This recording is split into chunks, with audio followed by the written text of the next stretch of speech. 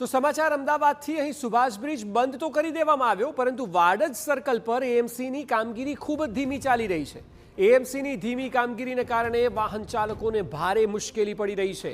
અગાઉ પોલીસ કમિશનરે ખુદ વાડજ સર્કલનું નિરીક્ષણ કર્યું હતું। સર્કલ પરના બિનજરૂરી આડશ હટાવવા માટેની સૂચના આપી દેવાઈ હતી, કારણ કે ત્યાં બ્રિજ બની રહ્યો છે। એ બ્રિજનો તમામ સામાન હટાવી લેવાની સૂચના અપાઈ હતી અને 2 દિવસ બાદ પણ એએમસી દ્વારા આ કામગીરી નથી કરાઈ, અને એટલે સવાર અને સાંજના પીક આવર્સમાં આપ જોઈ શકો છો કેટલો મોટો ટ્રાફિક વાડજ સર્કલ પાસે જોવા મળી રહ્યો છે।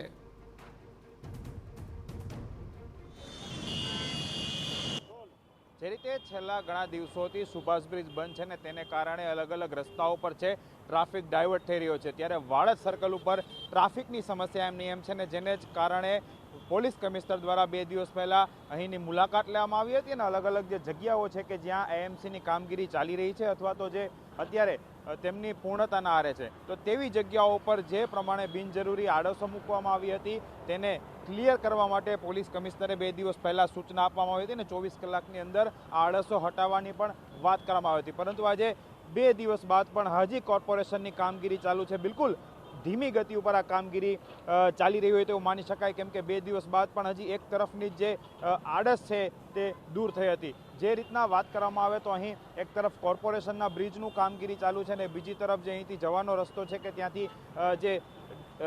વાહન ચાલકો છે તે ડાયવર્ટ થઈ રહ્યા છે અને તેને જ કારણે વહેલી સવારે અને સાંજે ટ્રાફિક જામના દ્રશ્યો જોવા મળે છે, કેમ કે સૌથી વધુ ટ્રાફિક આ વિસ્તારમાંથી પસાર થાય છે અને લોકો ધંધા રોજગાર કે ઓફિસ જવા માટે આ રસ્તાનો ઉપયોગ થાય છે, એટલે કે દિવસ દરમિયાન અહીંથી હજારો વાહનો પસાર થાય છે, ત્યારે સવારે અને સાંજના સમયે સૌથી વધુ ટ્રાફિક જામની પરિસ્થિતિ સર્જાય છે। લોકોને